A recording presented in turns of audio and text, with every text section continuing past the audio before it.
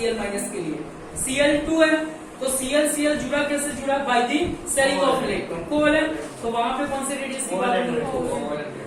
तो मेरा कहने का मतलब है atomic radius, ionic radius, covalent radius, ये रेडियस के साथ का हिसाब किसके साथ चलेगा? साइज। मतलब एटॉमिक साइज को आपने एक्सप्लेन किया, मतलब सारे रेडियस को एक्सप्लेन किए बराबर है। क्लियर? ओके। हमारा जो चैप्टर 3 वाला था पीरियोडिसिटी वाला, उसमें मुझे ग्रुप और पीरियड का एक सिस्टम बता देता हूं ताकि आपके पास कॉमन चीज माइंड में होए कि भाई टॉप टू बॉटम में चलोगे ग्रुप में तो एटॉमिक साइज ऐसे चेंज होना चाहिए और लेफ्ट टू राइट में जाओगे एटॉमिक साइज ऐसे चेंज होना चाहिए, तब जाके आपको समझ में आए ग्रुप नंबर 13 में थोड़ा बहुत वेरिएशन है। वेरिएशन कब समझ में आएगा? भाई सीधा व्यवहार क्या है, वो व्यवहार में कुछ प्रॉब्लम हुआ तब जाके समझ में आएगा। तो देखो बेटा यहाँ पे मैं जैसे एस ब्लॉक है ना बेटा, एस ब्लॉक, अभी ये थोड़ा हटा दो, अभी पी ब्लॉक से थोड़ा बाहर निकल जाओ। जैसे lithium, sodium, potassium, RB, caesium, francium, समझ में? ये 3 नंबर हो गया। बाकी का पैटर्न तो आपको आ गया। कितना होगा बेटा सोडियम का एटॉमिक नंबर? 11। पोटेशियम का कितना होगा? 94। याद रखना 1 2 3 4 5 अननोन है, 2 8 8 18 18 32, 5 नंबर 1 2 3 4 5, 2 को हटा दो, 8 प्लस किया 11 हो गया, 8 प्लस किया 19 हो गया, 18 प्लस करो कितना होगा? 37। वेरी गुड, तो 37 हो गया। फिर 18 प्लस करो कितना हुआ? 55। वेरी गुड, तो 55 हो गया। 32 प्लस करो कितना हुआ? 87। ऐसा हो गया बेटा। अभी देखो ये तो ग्रुप नंबर 1 है और ग्रुप नंबर 1 का कॉमन इलेक्ट्रॉनिक कॉन्फ़िगरेशन क्या हो गया? NS1। तो हमको ये देखना है लिथियम कौन से पीरियड में जा रहा है? 2 3 4 5 6 7। तो N को रिप्लेस करना है 2 3 4 5 6 7। ये 3 नंबर है तो हम क्या लिखेंगे बेटा? हीलियम, ध्यान रखना, नियॉन, ध्यान रखना, आर्गन, क्रिप्टॉन, जेनॉन और रेडॉन। हो गया। बाकी क्या करना है? NS1 NS1 NS1, पर ये क्या होगा? 2S1 3S1 4S1 5S1 6S1 7S1। मुझे मजा नहीं आ रही बेटा ये लिखने में, पर समझो बेटा क्या करना है, एटॉमिक साइज का कॉमन इलेक्ट्रॉनिक कॉन्फ़िगरेशन हमको देखना है, कॉमन चीज क्या है, फिर हम 30 नंबर ग्रुप में जाएंगे, है ना। कॉमन चीज है बेटा कि भाई ये भले ग्रुप नंबर 1 है, हमको सारे ग्रुप को एज्यूमिंग करके चलना है। ये तो समझने के लिए मैं आपको बता रहा हूँ कि अगर आप टॉप टू बॉटम में जाओगे, कहाँ पे जाओगे? थोड़ा व्यवहार समझ लेना, ग्रुप में क्या होता है एटॉमिक साइज का। टॉप टू बॉटम में जा रहे हो, एक सीधा व्यवहार ये देखो बेटा, लिथियम से सोडियम की ओर जा रहे हो, सोडियम से पोटेशियम की ओर जा रहे हो, वहां से आरबी सीजियम फ्रांसियम की ओर जा रहे हो। टॉप टू बॉटम में जाओगे, एटॉमिक नंबर क्या होता है? इंक्रीज होता है ना, बोलो तो सही बेटा। तो टॉप टू बॉटम में क्या होगा? यहाँ पे देखो एटॉमिक नंबर क्या होगा? एटॉमिक नंबर क्या हो रहा है? अच्छा, एटॉमिक नंबर के साथ साथ कौन सी ऐसी चीज है जो बढ़ती जा रही है? क्या? एटॉमिक साइज तो बढ़ेगी, पर उससे पहले देखो ये पीरियड नंबर, ये न्यूक्लियस हो गया लिथियम का, n इज इक्वल टू 1 हो गया, n इज इक्वल टू 2 हो गया, समझना। अभी ये सोडियम हो गया, ये n इज इक्वल टू 1 हो गया, ये n इज इक्वल टू 2 हो गया। आउटर मोस्ट सेल कौन सा है? n is equal to 3। समझना बेटा, जब लिथियम की बात है तो उसका साइज ये मोड से हिसाब से चला, जब सोडियम की बात होती है तो उसमें n इज इक्वल टू 3 के हिसाब से साइज बढ़ा। मेरा कहने का मतलब है atomic number top to bottom में इंक्रीज हो रहा है, साथ साथ में मैं ऐसा लिख सकता हूं प्रिंसिपल क्वांटम नंबर, मतलब n वैल्यू क्या होगा? इंक्रीज होगा। n वैल्यू क्या हो रहा है? इंक्रीज। तो जब n वैल्यू इंक्रीज होगा तब क्या होगा? तब ये चीज होगी। देखो ये न्यूक्लियस का ये इलेक्ट्रॉन के साथ का अट्रैक्शन, ये न्यूक्लियस का ये इलेक्ट्रॉन के साथ का अट्रैक्शन, साइज बढ़ा, डिस्टेंस बढ़ा, सेल की साइज बढ़ी, डिस्टेंस बढ़ा, तो वहां पे क्या होगा, attraction sorry atomic number increase हो रहा है, प्रिंसिपल क्वांटम नंबर इंक्रीज हो रहा है। मैं यहां पे लिख रहा हूं distance between nucleus and outer most shell electron. क्या होगा, एक डिस्टेंस में इंक्रीज हो रहा है, इसमें थोड़ा कम था, सोडियम में थोड़ा बढ़ा, पोटेशियम में और बढ़ेगा। टॉप टू बॉटम में जाओ, वैसे वैसे न्यूक्लियस से आउटर मोस्ट सेल का डिस्टेंस क्या होगा, बढ़ेगा। तो रेडियस कैसे मेजर करते हो आप, अंदर वाले सेल से करते हो कि आउटर मोस्ट सेल में जो इलेक्ट्रॉन उसके साथ से मेजर होता है ना। तो मेरा कहने का मतलब क्या हुआ, distance between nucleus and outer most shell electron क्या हुआ, बढ़ा। जब डिस्टेंस बढ़ेगा तो साइज नॉर्मली क्या होगी, बढ़ेगी। तो मेरा कहने का मतलब यहाँ पे atomic size top to bottom में मूव होगे तो क्या होगा, इंक्रीज। क्या होगा, इंक्रीज। इतनी चीज क्लियर हो गई। ओके, जो चीज ग्रुप में लिखा उसका उल्टा चीज कहाँ पे लिखना है, पीरियड। किसमें लिखना है, पीरियड की बात होगी तब लेफ्ट टू कहाँ पे चलना है, राइट। लेफ्ट टू राइट जाओगे तो क्या होगा, एटॉमिक नंबर बढ़ेंगे। अच्छा, प्रिंसिपल क्वांटम नंबर बढ़ेगा कि कम होगा, बढ़ेगा। कहाँ बढ़ेगा, कम होगा, सेम रहेगा। एन वैल्यू कैसा रहेगा, सेम।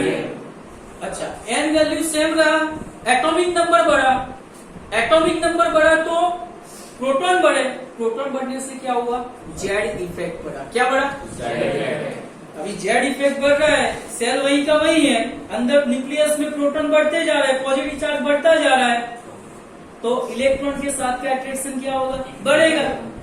अब इलेक्ट्रॉन के साथ का अट्रैक्शन बढ़ेगा तो क्या होगा, एटॉमिक साइज छोटी होती जाएगी। तो लेफ्ट टू राइट में एटॉमिक साइज क्या होगा, कम होगा, पर ग्रुप में टॉप टू बॉटम में क्या होगा, इंक्रीज होगा। कुछ चीजें क्लियर हो रही है। तो ये आपकी केमिकल प्रॉपर्टी का पार्ट था, जहाँ पे एटॉमिक साइज वाला एक कॉन्सेप्ट होगा जिसमें ग्रुप एंड पीरियड की बात बतानी है, और मैं यहाँ पे सारी चीज एक्सप्लेन कर देता हूँ।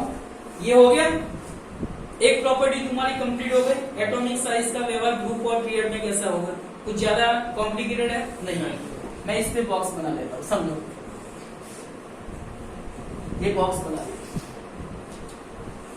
नंबर 2 पे आ रहा है आयोनाइजेशन एंथैल्पी। क्या आ रहा है बेटा, आयोनाइजेशन एंथैल्पी। आयोनाइजेशन एंथैल्पी जो है ना बेटा, ऐसे लिखोगे आयोनाइजेशन एंथैल्पी। बेटा एंथैल्पी का मतलब एनर्जी होता है, और आयोनाइजेशन एंथैल्पी का जो सिंबल होता है ना बेटा, आयोनाइजेशन एंथैल्पी को हम H बोलते हैं। क्या बोलेंगे, पर आयोनाइजेशन एंथैल्पी का वैल्यू कैसे मिलेगा, तो चेंज होगा, कुछ चेंज होगा। गर्म चीज कब लगेगी, आपका टेम्परेचर, गर्म चीज जितना टेम्परेचर है, जितना गर्म चीज का टेम्परेचर उतना टेम्परेचर आपका, तो कुछ फील होगा, नहीं होगा। एक ठंडा होगा, एक गर्म होगा, तब जाके चीजें फील होगी ना, अदरवाइज होगी नहीं होगी। मेरा कहने का मतलब ये है, एंथैल्पी को H बोलेंगे, आयोनाइजेशन को हमको I बोलना है, और चीज तब फील होगी तब हमारा चेंज का मतलब क्या हो गया, डेल। तो डेल I H का मतलब क्या होगा, आयोनाइजेशन एंथैल्पी। दो चीजें क्लियर हो गई। ओके, अभी ये एंथैल्पी का प्रॉपर डेफिनेशन ये होता है कि it is the energy to apply, है ना, it is the energy to apply cleavage the bond cleavage करना है या बॉन्ड फॉर्मेशन करवाना है। क्लीवेज करना है या तो फॉर्मेशन, तो बॉन्ड को तोड़ने के लिए या बॉन्ड को जोड़ने के लिए जो एनर्जी आप अप्लाई करोगे उसको हम क्या बोलेंगे, आयोनाइजेशन एंथैल्पी। दूसरा डेफिनेशन ये होता है कि आप जो मिनिमम एनर्जी प्रोवाइड करोगे, जो एनर्जी पे आउटर मोस्ट सेल वाले इलेक्ट्रॉन या तो लूज हो जाएंगे या तो गेन करेंगे। तो लूज करवाओगे तो चीजें कैसी बनेगी, पॉजिटिव, और गेन करवाओगे चीजें कैसी बनेगी। तो इलेक्ट्रॉन लूज और गेन करवाने के लिए जो मिनिमम एनर्जी आप अप्लाई करोगे उसको हम नॉर्मली क्या बोलेंगे, आयोनाइजेशन एंथैल्पी। बोलो क्लियर। अभी ये एंथैल्पी का ग्रुप में किस तरह का व्यवहार है और पीरियड में किस तरह का होगा, तो सीधी सी बात है आयोनाइजेशन एंथैल्पी के लिए मैं वही स्टेप यूज कर रहा हूँ कि टॉप टू बॉटम में जाओगे, एटॉमिक नंबर क्या होगा, इंक्रीज, प्रिंसिपल क्वांटम नंबर क्या होगा, increase, distance between nucleus and outermost shell क्या हो रहा है, इंक्रीज, एटॉमिक साइज क्या हुआ, इंक्रीज, बट एटॉमिक साइज को निकाल के यहां से पॉइंट को कवर करना है, but distance between nucleus and outermost shell क्या हो रहा है, इंक्रीज। जब डिस्टेंस बढ़ेगा तब एट्रैक्शन फोर्स क्या होगा बेटा, एट्रैक्शन फोर्स। पर ये एट्रैक्शन फोर्स का एक अच्छा नाम है जिसको हम बोलेंगे इंटरमोलेक्यूलर, क्या बोलोगे, इंटरमोलेक्यूलर एट्रैक्शन फोर्स। तो टॉप टू बॉटम में क्या होगा बेटा, डिक्रीज होगा, क्योंकि साइज बढ़ा, एट्रैक्शन फोर्स कम हो गया। अभी एट्रैक्शन फोर्स कम हुआ तो बॉन्ड कैसा बनेगा बेटा, बॉन्ड कैसा बनेगा, यस, तो बॉन्ड बिकम वीक। अभी बॉन्ड वीक है तो उसको तोड़ने के लिए अप्लाइंग एनर्जी कितनी देनी पड़ेगी, ज्यादा है कम, तो अप्लाइंग एनर्जी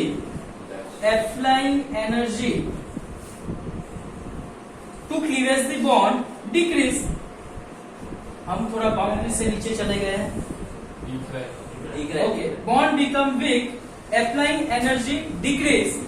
तो लास्ट में एक पॉइंट लिख देना, ionization enthalpy top to bottom में क्या होगा, इंक्रीज, तो लेफ्ट टू राइट में क्या होगा, इंक्रीज, क्या होगा, इंक्रीज, क्योंकि इफेक्टिव न्यूक्लियर चार्ज बढ़ेगा, आउटर मोस्ट सेल के साथ का इलेक्ट्रॉन का अट्रैक्शन बढ़ेगा, बॉन्ड कैसा बनेगा, स्ट्रॉन्ग, और बॉन्ड को तोड़ने के लिए अप्लाइंग एनर्जी कैसी रहेगी बेटा, ज्यादा। तो लेफ्ट टू राइट मतलब पीरियड की बात हो रही है, वहां पे क्या लिखोगे, आयोनाइजेशन एंथैल्पी बोलो, हो गया। पर ये किसकी बात हो रही है, आगे वाला जो चैप्टर है उसकी बात हो रही है। अभी ग्रुप नंबर 13 में क्या होगा, तो अभी मैं आयोनाइजेशन एंथैल्पी की बात में तो क्वेश्चन ही है, what is mean by the ionization enthalpy. Ionization enthalpy का मतलब क्या होता है, it is the minimum energy to apply, lose and gain of electron. Clear, कुछ कंफ्यूजन है बेटा, ओके, वेरी गुड।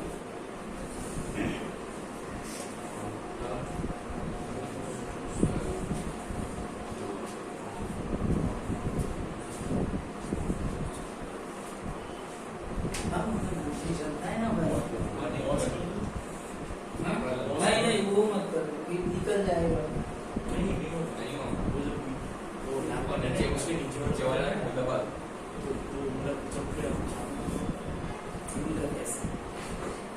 धोखा दे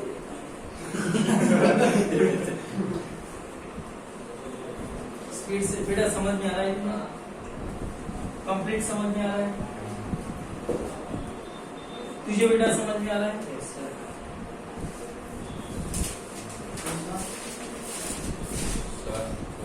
आ रहा हूँ 2 मिनट वो कंप्लीट कर रहे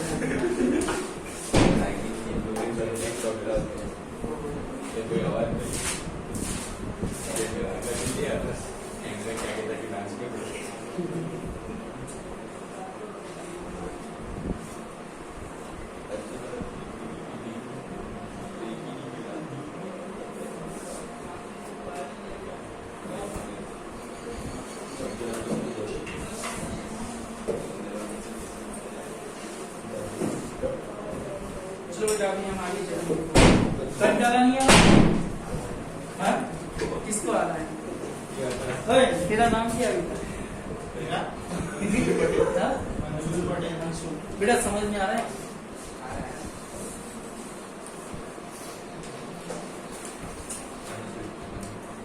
यही प्रॉपर्टी में जो भी है बराबर, ये प्रॉपर्टी को समझ लेना है, बाकी रिएक्शन तो फटाफट हो जाएंगे।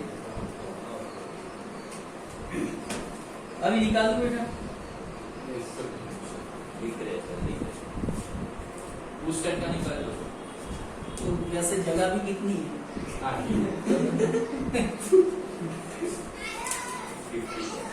होगा ऐसा है ना।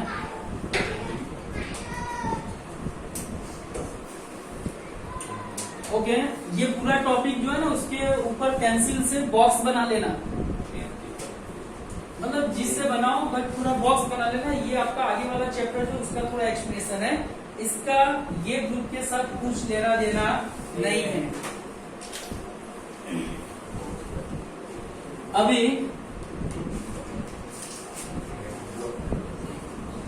अभी आप लिखोगे एटॉमिक साइज ग्रुप नंबर 13 के लिए ना।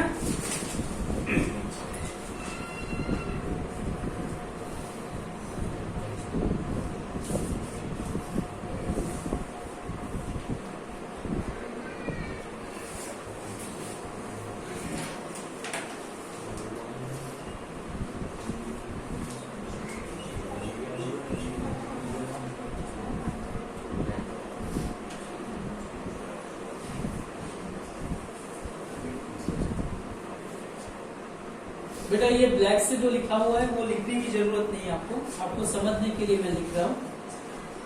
अभी कुछ लिखना मत।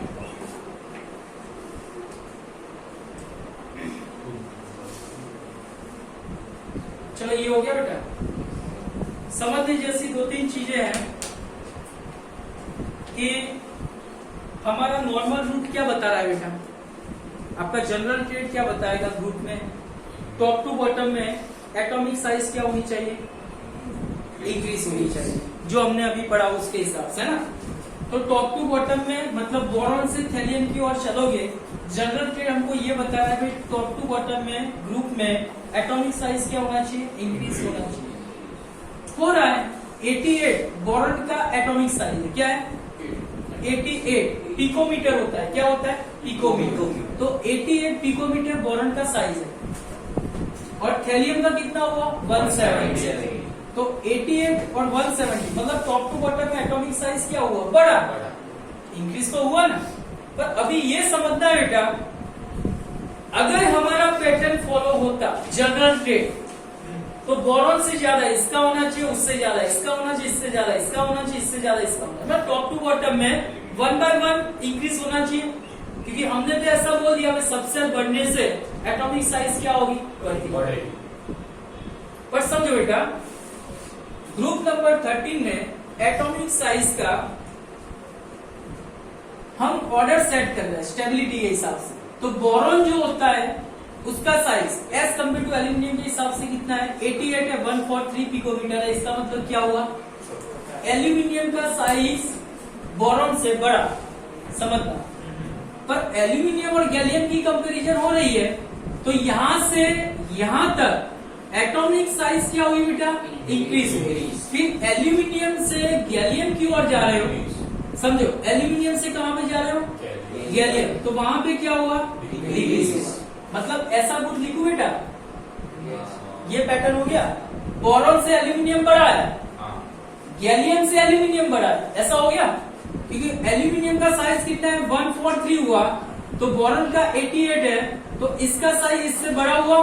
पर एल्यूमिनियम गैलियम की कंपैरिजन हो रही है, गैलियम का साइज एल्यूमिनियम से कम हो गया, तो ये पैटर्न हो गया। बाकी जनरल ट्रेड तो वही है, 88 के बाद 143 है। अगर ये सिस्टम में नहीं होता तो 143 के बाद क्या हुआ 167, उसके बाद कितना हुआ 17, मतलब बड़ा। पर बीच में गैलियम आया तो उसने सिस्टम बिगाड़ दिया, है ना। गैलियम आया तो उसने क्या कर दिया, सिस्टम बिगाड़ दिया। ओके, फिर देखो बेटा, गैलियम से लेके थैलियम की ओर चल रहे हो, तो माइनर, ज्यादा नहीं, एकदम थोड़ा थोड़ा बढ़ता जा रहा है। जैसे 135 हुआ, 167 हुआ, 170। अभी ये 167 पिकोमीटर है, 170 पिकोमीटर मतलब आपको कैसा दिखेगा कि जहां पे इंडिया में वहीं पे थैलियम पड़ा हुआ है। पिकोमीटर में डिस्टेंस बहुत छोटा होता है, तो चीजें वहीं पे एक जगह पे रहेगी। मतलब इंडिया और थैलियम में ज्यादा डिफरेंस नहीं है, हम इक्वल टू बराबर लिख सकते हैं। मतलब नॉर्मल तो हमको क्या लिखना है, गैलियम से थैलियम की ओर चले तो वापस क्या हुआ, एटॉमिक साइज इंक्रीज करेगी। मैं गैलियम को निकाल रहा हूं तो सिस्टम मेरा क्या बता रहा है, जनरल ट्रेड फॉलो कर रहा है कि नहीं कर रहा है, कि टॉप टू बॉटम में एटॉमिक साइज क्या होगा, इंक्रीज कर रहा है। और एटॉमिक साइज इंक्रीज होने का एक ही रीजन है कि टॉप टू बॉटम में सबसे बढ़ते जाएंगे, एन वैल्यू बढ़ेगा। डिस्टेंस बिटवीन आउटरमोस्ट सेल और इलेक्ट्रॉन के बीच में क्या होगा, न्यूक्लियस के बीच में इंक्रीज होगा, एटॉमिक साइज बढ़ेगी। बट बीच में कौन आया, गैलियम। गैलियम आ रहा है तो नॉर्मली ये होता है बेटा, गैलियम का मतलब ये हुआ थोड़ा समझना बेटा, ये गैलियम इंक्लूड हो रहा है, तो जैसे ही गैलियम आया तो कौन सा ऑर्बिट आया बेटा? 3d orbital is present. बेटा गैलियम आया तब जाके 3d ऑर्बिट आया ना, एल्यूमिनियम में था नहीं था, तो गैलियम आया तो गैलियम से पहले 10 एलिमेंट डी में गए होंगे, तब जाके 3d ऑर्बिट जो है वो प्रेजेंस हुआ सबसे पहले कहां पे? गैलियम। और 3d ऑर्बिटल प्रेजेंस होने से 3d ऑर्बिटल प्रेजेंस होने से यहाँ पे 3d इलेक्ट्रॉन आए, और 3d इलेक्ट्रॉन की वजह से यहाँ पे कौन सी इफेक्ट दिखना स्टार्ट हुई? Inert pair effect. क्या दिखना स्टार्ट हुआ? Inert pair effect. और due to inert pair effect जो साइज बढ़ना चाहिए उसकी जगह पे साइज कैसा हो गया? छोटा। क्लियर हुआ? होगा कि नहीं होगा? और साथ में ये भी बता सकते हो 3d ऑर्बिट आया तो उसके साथ में इनर्ट पेयर इफेक्ट तो बाद में आया, उससे पहले क्या आया होगा? बोलो ना कुछ। यस, क्या आया बेटा? Shielding effect. क्लियर? या तो स्क्रीनिंग इफेक्ट बोल सकते। तो 3d ऑर्बिट प्रेजेंस है, इसकी वजह से हमारा सीलिंग इफेक्ट हुआ, और उसकी वजह से गैलियम जो उसका साइज कैसा हो गया? क्लियर? फिर बाद में तो समझो कि डी आया, फिर एफ आया, तो सबसे बढ़ने के साथ साथ स्क्रीनिंग इफेक्ट तो दिखेगा, पर साथ साथ में उसका साइज जो है, जो प्रैक्टिकली बेस पे चलता है, ये साइज हम तो सिर्फ केमिस्ट्री लगा सकते हैं, पर प्रैक्टिकल साइज जो है वो इंस्ट्रूमेंट से मेजर होती है। वो एक्सरे वाला जो क्या बोलते हैं उसको, एक्सरे क्रिस्टोग्राफी बोलते हैं, एक्सरे क्रिस्टोग्राफी, जिसकी मदद से हमको रेडियस फाइंड करना होता है। उसका एक इंस्ट्रूमेंट होता है, रेडियस की मदद से फाइंड होगा। तो ये सिस्टम है। ओके, अभी मैं जो लाइन लिखवा था वो लिख दो बेटा। ये बोरॉन, एल्यूमिनियम, गैलियम, ये लिख दिया। नहीं, इतना इंक्रीज हो गया, इतना डिक्रीज हो गया, वापिस इंक्रीज हुआ, और जहां पे सिस्टम बिगड़ा उस पे हमने रीजन लिख दिया कि भाई गैलियम में क्यों हो रहा है, क्योंकि वहां पे 3d ऑर्बिट प्रेजेंट है, बराबर है। गैलियम का 135 है। हाँ, 135।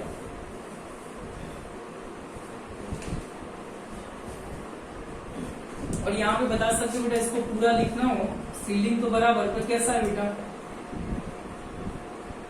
पुअर सीलिंग है। और पुअर सीलिंग होगा तो नॉर्मली अट्रैक्शन क्या होगा? बढ़ेगा। अट्रैक्शन बढ़ा तो 143 की जगह पे कितना हुआ? 135, है ना? चलो इतना हो गया। ओके, एक लाइन लिख दो।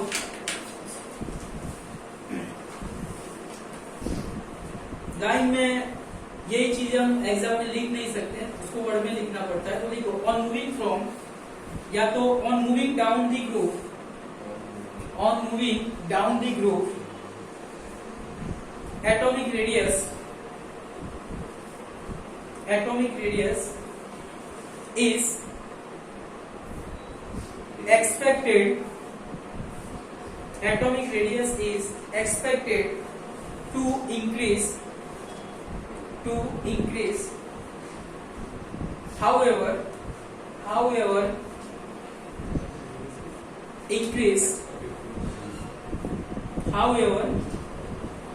atomic size of gallium is less than, atomic size of gallium is less than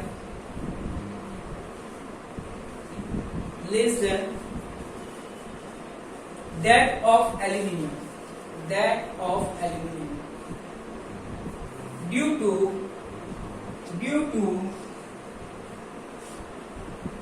the poor, क्या लिखोगे? The poor screening effect, या तो सीलिंग इफेक्ट, आपको जो नाम पसंद ज्यादा है। शील्डिंग चाहिए। हाँ,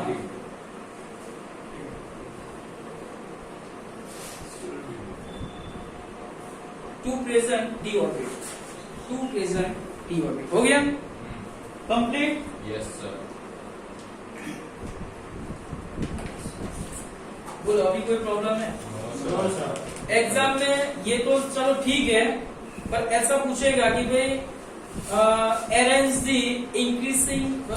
the stability according to atomic size. Increasing order set करो या डिक्रीजिंग ऑर्डर। तो आपको थोड़ा ध्यान रखना है, boron to aluminium correct order find करने का बोला होगा, 4 ऑप्शन में अलग अलग दिया होगा, है ना। तो हमको करेक्ट ऑर्डर ध्यान रखना है। बोरॉन का साइज जो है एल्यूमिनियम से कम है, एल्यूमिनियम का साइज गैलियम से बड़ा है। गैलियम, इंडियम और थैलियम में धीरे धीरे क्या होगा, साइज बढ़ेगा। तो इसको हम कंप्लीट कैसे करेंगे, इस तरह से। क्लियर? आगे लिखो, कितना टाइम हुआ? बस एक आयोनाइजेशन एंथैल्पी, फिर हमें आयोनाइजेशन एंथैल्पी कंप्लीट कर लेते हैं। आयोनाइजेशन एंथैल्पी निकाल दो इसको। आयोनाइजेशन एंथैल्पी, हाँ, आयोनाइजेशन एंथैल्पी।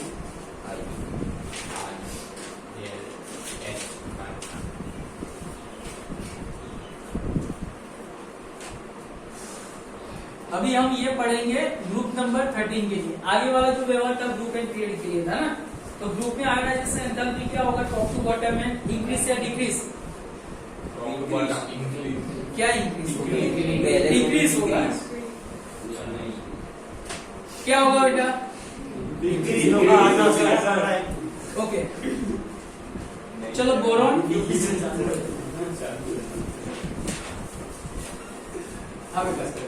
वो चालू है। एल्यूमिनियम, गैलियम, इंडियम और थैलियम।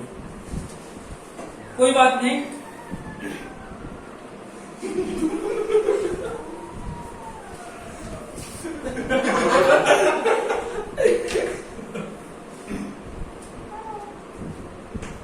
अच्छा साइज के हिसाब से आप थोड़ा एज्यूमिंग कर सकते हो इसमें आयोनाइजेशन एंथैल्पी में किस तरह का चेंजेस रहेगा। यस बेटा। Sir, moving top to bottom, the ionization enthalpy will decrease. Okay, क्योंकि attraction force weak होता है। वो तो बात ठीक है, पर साइज के हिसाब से बोरॉन एल्यूमिनियम का कंपटीशन हो रहा है ना, तो साइज किसका बड़ा रहा? तो एल्यूमिनियम का आयोनाइजेशन एंथैल्पी कैसा रहेगा? कम रहेगा, है ना। तो वहां पे एक पैटर्न लिखो पहले। आयोनाइजेशन एंथैल्पी,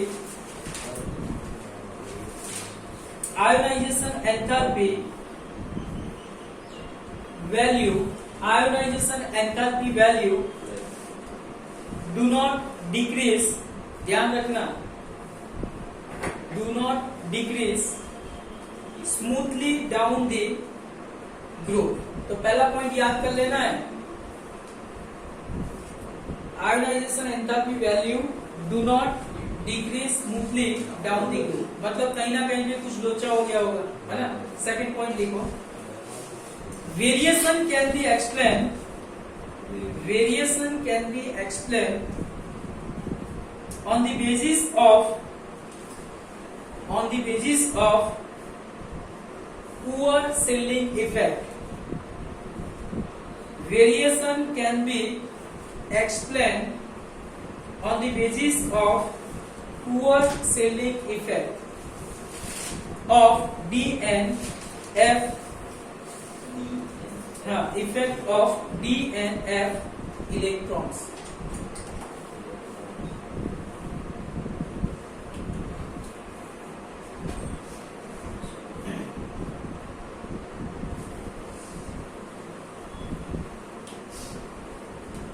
अभी इसमें थोड़ा वैल्यू दिया हुआ है, आपको लिखने की जरूरत नहीं है, आपको थोड़ा और अच्छी तरह से क्लियर हो जाए, आपको लिखने की जरूरत है। मैं वैल्यू लिख रहा हूँ यहाँ पे 577, वैल्यू वैसे याद करने की जरूरत नहीं है। 579 558, हाँ एग्जाम में दिया। अरे ये लिखने की जरूरत नहीं है, ये याद करने की भी जरूरत नहीं, सिर्फ टॉपिक को समझने के लिए, है ना। बोरॉन और एल्यूमिनियम का कंपटीशन हो रहा है, तो बोरॉन का साइज एल्यूमिनियम का साइज की कंपैरिजन में तो साइज किसका बड़ा हुआ? एल्यूमिनियम। अभी देखो ये एंथैल्पी का वैल्यू है, बोरॉन में से इलेक्ट्रॉन को लूज करने का एंथैल्पी वैल्यू है, समझदार। तो ये कितना है 801, एल्यूमिनियम का कितना है 577, गैलियम का कितना हुआ 57। अभी समझना ये है, समझो बेटा कि सर ऐसा क्यों हुआ, एटॉमिक साइज तो एल्यूमिनियम का बड़ा था, तो इन दोनों की कंपैरिजन में इसका साइज बड़ा है तो इसका एंथैल्पी सही है, कम होना चाहिए। पर एल्यूमिनियम गैलियम की कंपटीशन हो रही थी, तब भी ऐसा हुआ कि भाई गैलियम का साइज जो एल्यूमिनियम के हिसाब से कैसा हुआ, तो इसका साइज कैसा है, बड़ा हुआ ना एज कंपेयर। तो उसके कंपेयर में देखो इससे ज्यादा इसका वैल्यू हुआ, भले 2 बड़ा, बट यहाँ पे 577 है, ये कितना हुआ 577। मतलब एल्यूमिनियम की कंपेयर में गैलियम का आयोनाइजेशन एंथैल्पी कैसा हुआ, ज्यादा, ऐसा हुआ ना। तो अभी इसके हिसाब से, आयोनाइजेशन के हिसाब से बोरॉन का आयोनाइजेशन एंथैल्पी ज्यादा हुआ as compare to aluminium. Aluminium से ज्यादा किसका हुआ, गैलियम। समझता, गैलियम इंडियम थैलियम की बात हो रही है, देखो 579 हुआ, यहाँ पे कितना है 558, यहाँ पे कितना है 589। समझता, मैंने पॉइंट पहले क्या लिखवाया, स्मूथली डिक्रीज नहीं हो रहा है, तो लोचा क्या हो गया, ये 579 है 558 है, कौन बड़ा हुआ, ये हो गया, और ये 558 है 589 है, तो इन दोनों में बड़ा कौन हुआ, ये हो गया। उसका सीक्वेंस देखो, सीक्वेंस देखो बेटा, बोरॉन का ज्यादा, एल्यूमिनियम का कम, एल्यूमिनियम से ज्यादा कौन रहेगा, गैलियम, गैलियम का ज्यादा हुआ एज कंपेयर टू इंडियम और थैलियम का, ऐसा हुआ। ऑर्डर ध्यान रखना है, एग्जाम के अंदर पूछा जाता है, पर ऑर्डर इस तरह से आपको डिफाइन, जो ऑप्शन में ऐसा दिया हो वो ऑप्शन आपका राइट रहेगा। चलो क्लियर है, इसमें कोई केमिस्ट्री नहीं है, जो केमिस्ट्री था वो मैंने लिखवा दिया कि इसका ऑर्डर क्यों स्मूथली डिक्रीज नहीं हो रहा है, उसके पीछे रीजन कौन सा है, स्क्रीनिंग इफेक्ट, बराबर है। तो स्क्रीनिंग इफेक्ट यहाँ पे भी दिखेगा, यहाँ पे भी दिखेगा, क्योंकि यहाँ पे तो 4D आ रहा है, बराबर है, 3D हुआ 4D हुआ, थैलियम में क्या होगा 5D और 4D, तो स्क्रीनिंग इफेक्ट यहाँ पे भी दिखेगा, है ना। चलो क्लियर, चलो ये तो मेरा काम हो गया जनरल चीजें। अच्छा, अब एक लास्ट पॉइंट जो है इसमें, ये थोड़ा समझ लेते हैं भैया।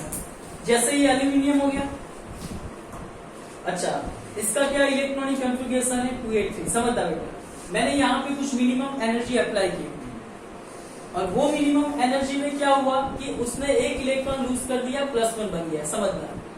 The minimum energy apply to remove electron from, ये एल्यूमिनियम क्या है बेटा, सॉलिड हो गया, तो ये एल्यूमिनियम सॉलिड है, तो पहले आप क्या करोगे, वो सॉलिड को लिक्विड में कन्वर्ट करोगे, समझो बेटा। ये एल्यूमिनियम सॉलिड है, यहाँ पे आपने कुछ एनर्जी अप्लाई किया, तब जाके एल्यूमिनियम का कौन सा फॉर्म हुआ बेटा, लिक्विड, समझना। फिर वो लिक्विड को और एनर्जी दिया, तो एल्यूमिनियम का कौन सा फॉर्म हुआ, गैस।